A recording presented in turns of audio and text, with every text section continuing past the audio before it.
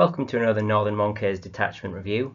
This time we're looking at the Vanguard Shadowmark Talon and trying to do a breakdown of why this detachment and character combo is so strong and why it's already winning GTs. Now the detachment rule, Master of Shadow, essentially just if your opponent is more than 12 away from you, -1 to hit and you get the benefit of cover. Really strong for those shooting matchups, just lets our units survive where they wouldn't otherwise and just gives you that edge over those kind of gun line armies.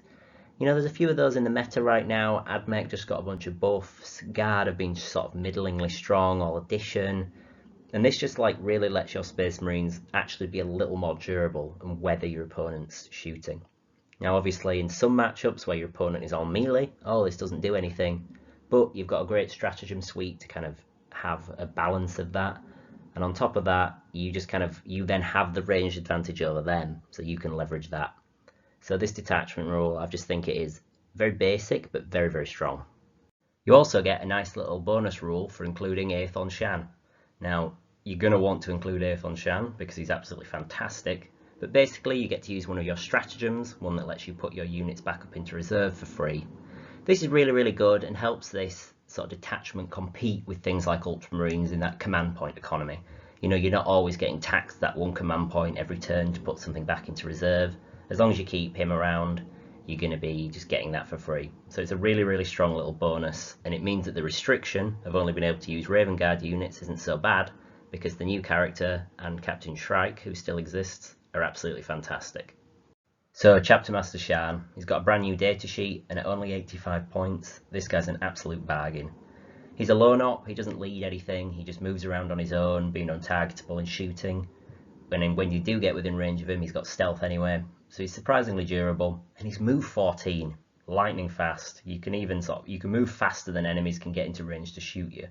Outside of that, he does kind of just have normal captain stats, except for his melee, where he's got an absolutely incredible sustained hits 2 and twin linked on 7 attacks. Now, the twin linked really makes up for the fact that he only has strength 5, and that sustained hits 2 is a little bit spiky. You know, if you don't have Oath of Moment, then this guy probably, you'll have those odd rounds where he just kind of whiffs. But if he does go and rolls really well, or he has Oath of Moment to buff him, there's very little this guy can't kill with his melee. There's access to a precision stratagem, and of course you've got Epic Challenge as part of this detachment. So you're going to really be able to just kill enemy characters kind of almost with impunity. This guy's abilities let him Rapid Ingress for free, or Heroic Intervention. This is really strong. We'll talk about it later with Captain Shrike, but what you can essentially do is Rapid Ingress this guy down just outside of 12 of your opponent after they've finished moving, and that essentially means he's going to be unchargeable, untargetable in shooting, and then he gets to move 14 with the fly keyword, so potentially over enemy units, and just go to town on something that they're trying to hide at the back. So it's a really strong package of this guy just always being that threat of, at any moment, any character in your opponent's army can get absolutely shredded by this guy's claws. Really strong. And again, that Rapid Ingress doesn't cost you any command points. He makes the go back into reserves command point thing 3, so you're getting a lot of synergies there. And on top of that, he gets to pick an enemy unit, and any of your units within 12 of that can charge it and get the reroll charges for free. Once again, this might just save you a command point on like a failed 6-inch charge. Yeah, just really strong. And this guy can still be in reserves and use this ability because it's a data sheet ability. So yeah, I just can't say enough. For 85 points, this guy's a bargain. There's also some new enhancements, and you're going to hear me say Rapid Ingress a lot during this video because that's kind of the thing that this detachment is looking to leverage. It's a very strong ability, and Hunter's Instinct, the new enhancement, basically lets you come in from reserves on turn 1, turns your unit into a drop pod, so an absolute bargain there. And you can do some really interesting plays around kind of how many stuff you can Rapid Ingress in turn 1, and just kind of have this setup where your opponent is very scared, like right from the get-go, and like their staging units and even their like natural expansion objective, the one closest to their deployment zone, is going to be under threat. And with all the lone op tricks that you have and the different units available and the reactive moves and stuff, it can just give your opponent an absolute nightmare. Now, this is quite an expensive unit to use this new Hunter's Instinct stratagem because it's only for the bearer's unit, so you're going to need the bearer, the enhancement, and a unit to go with him that's worth bringing in turn 1. So yeah, I do think you have to have a plan if you want to use this new enhancement. So, who are you going to put it on? I think basically with the Terminators being so expensive and all the other components you're going to want in this detachment, I don't think you can afford to put it on them. So it's either a captain or a chaplain who's going to have to bear this. Now, personally, I really favour the captain for a few reasons.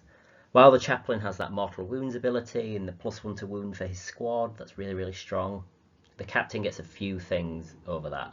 For one, he just has a very formidable melee profile himself with the Thunder Hammer or the Power Fist, makes him really hitty. And on top of that, he can, again, free command point, free stratagem with this guy, lets you get that rapid ingress turn 1. You can potentially, rapid ingress this guy and his unit turn 1. Aethon Shaan, who started on the board, went back into reserves for free, and then uses his ability to rapid ingress for free in addition. You just all of a sudden you're setting up all these plays and you've used 0 command points for this kind of a very tactical play. So it's really good. That's why I rate the captain, just for that kind of economy. But I don't think you're going wrong with the chaplain. The +1 to wound is a big deal on something like Vanguard veterans. And let's not forget the old enhancements. These really add a lot to a Space Marine force. It gives you these different layers that you just don't have otherwise. The Blackwing Shroud lets you pick the bearer and any infantry unit that they're in and give them infiltrators.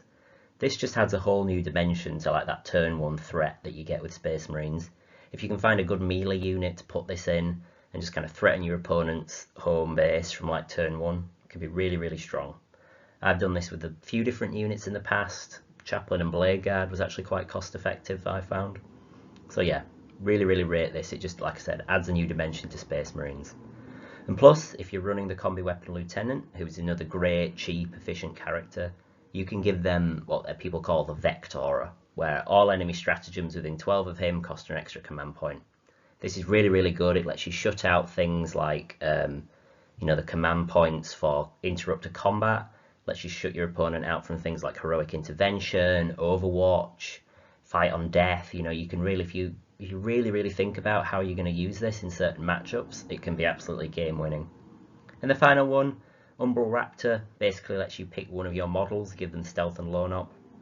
This can be kind of fun. I don't know who's best for it to go on. Maybe a Terminator captain. It's the only use case I can think for this. But that's definitely like the most niche one, because the other 3 are so good.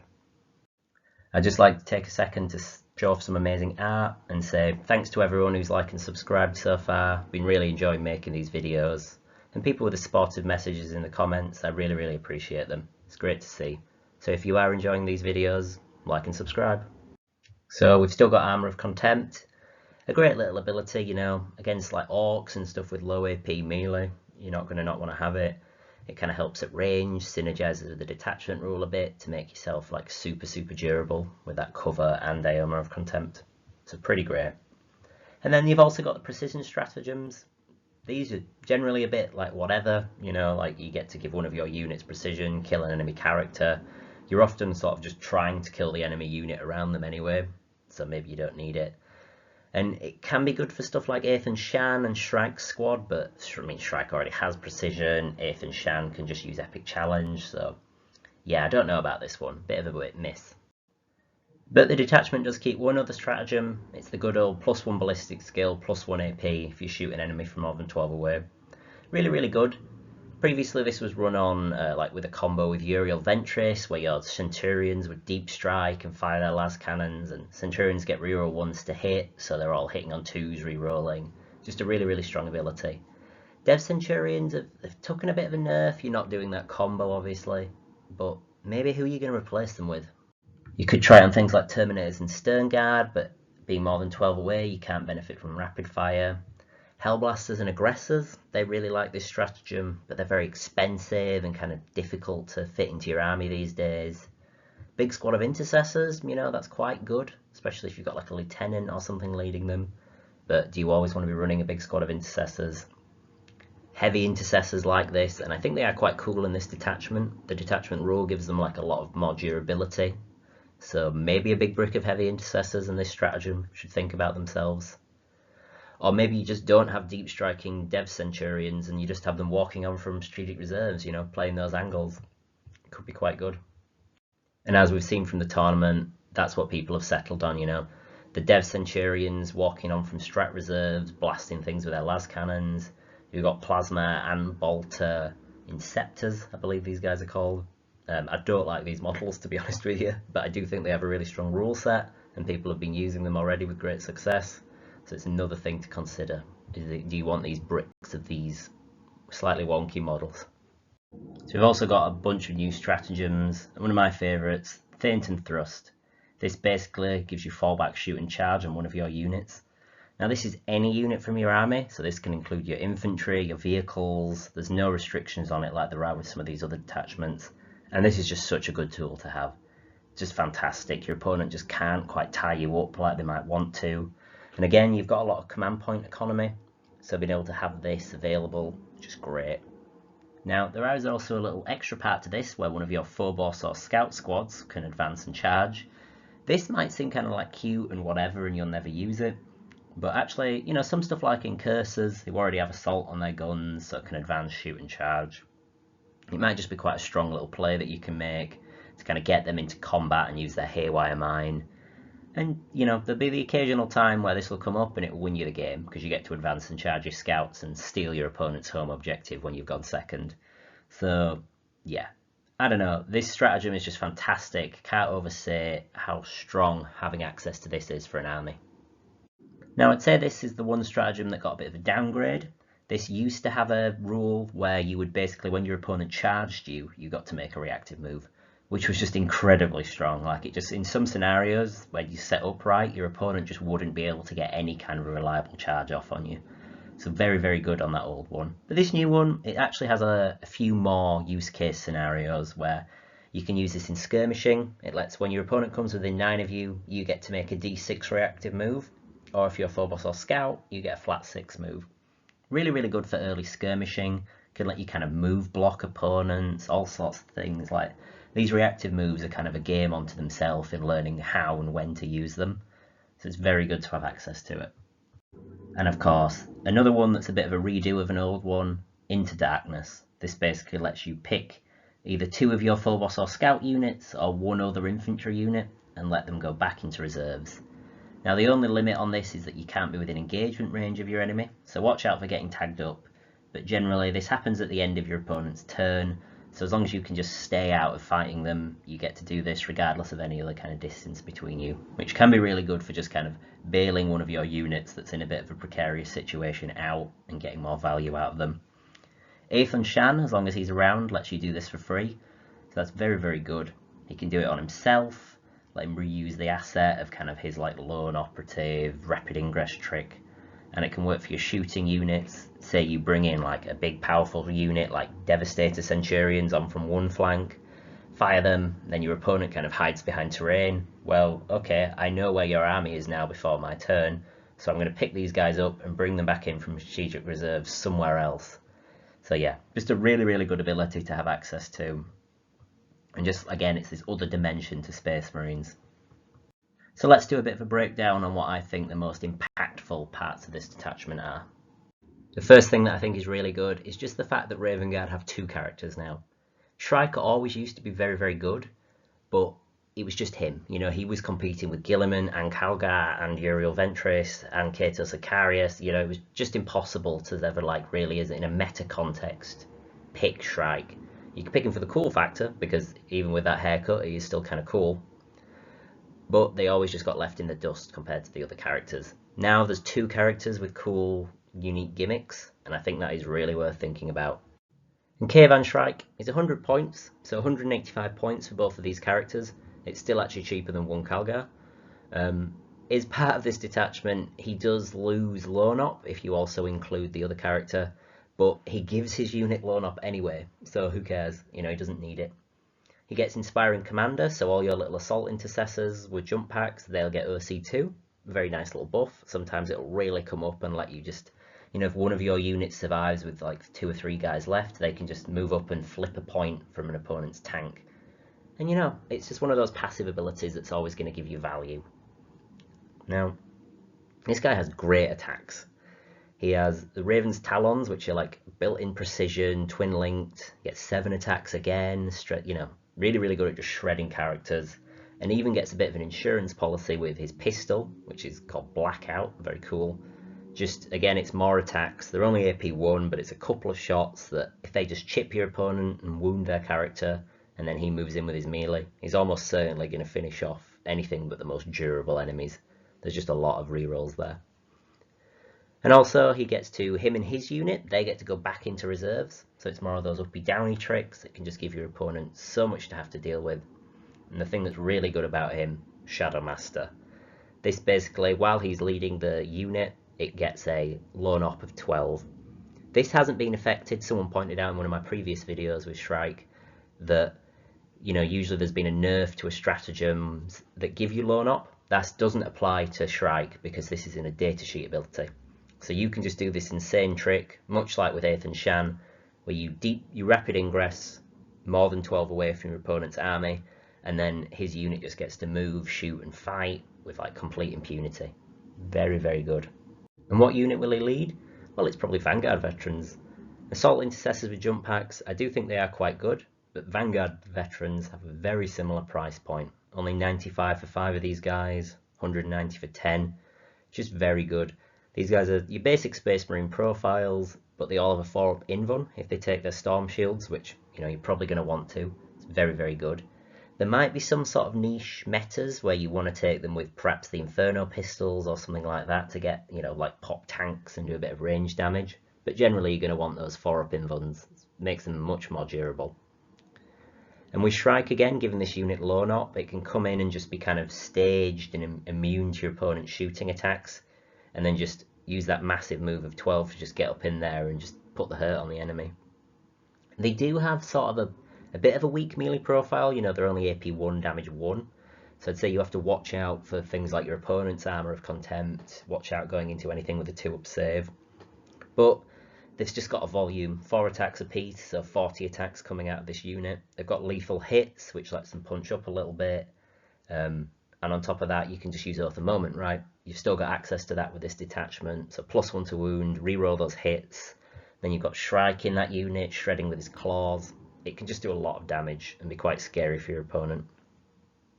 And I think the improved stratagem suite is really, really good.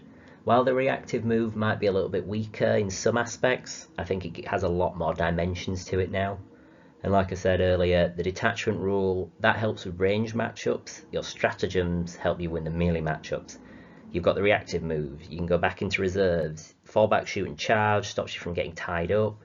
Lots of ways to cheat the command points, so you're always going to be able to get these stratagems off when you need to. Just a great like set of abilities to have. And some of the strongest rules in the game all just pile into one detachment. And speaking of that, it's the same with the enhancements. You've just got turn 1 reserves. It can really let you apply a lot of like early pressure. You know, like the captain can be coming in turn 1 with Aethon Shaan, then strike turn 2, maybe with Aethon Shaan again if he's gone back into reserves. Just really, really strong.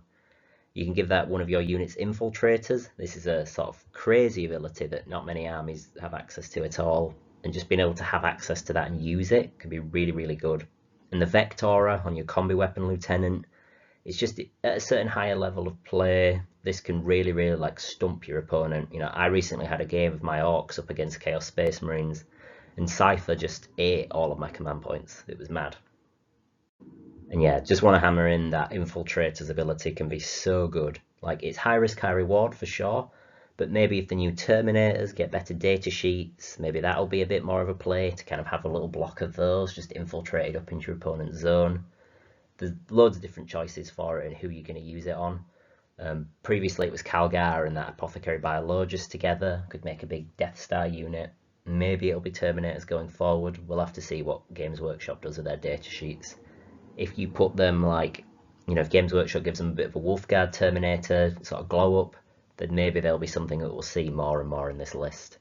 And this turn 1 like rapid ingress, infiltrators, like thing that boxes your opponent in, that playstyle's a lot stronger now because challenger cards are gone.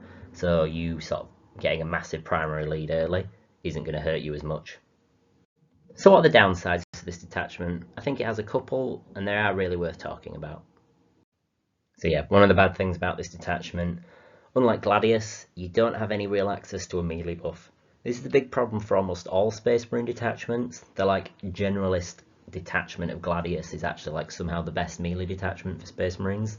It makes no sense to me. But yeah, your melee is generally like, you know, you've got those 1 damage AP1 Vanguard veterans. Aside from that, you've got Blade Guard, who are quite good, but Terminators, ugh, you're really taking all of these, especially when you're trying to cram other jetpack units in here. So your melee is very much carried by these like 2 characters who both have loads of attack and a great melee profile, but once they're gone, you're kind of struggling to kind of box your opponent in and threaten them with melee. You're not going to have access to things like Calgar and Gilliman, who are like the premier melee units for Space Marines.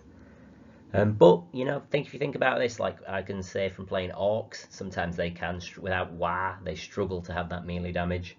So, you know, grenades, that can really, really help. Oath of Moment, the +1 to wound, you can sometimes get through your opponent just through sheer volume, where you just hand them so many saves. You're just like, yeah, well, it's just going to overwhelm you. So, it's not the worst thing, but you do got to remember that you're not always going to have the most consistent damage. And I do think the other problem that people are going to have with this detachment is kind of like the trap of leaning into the flavouring too much.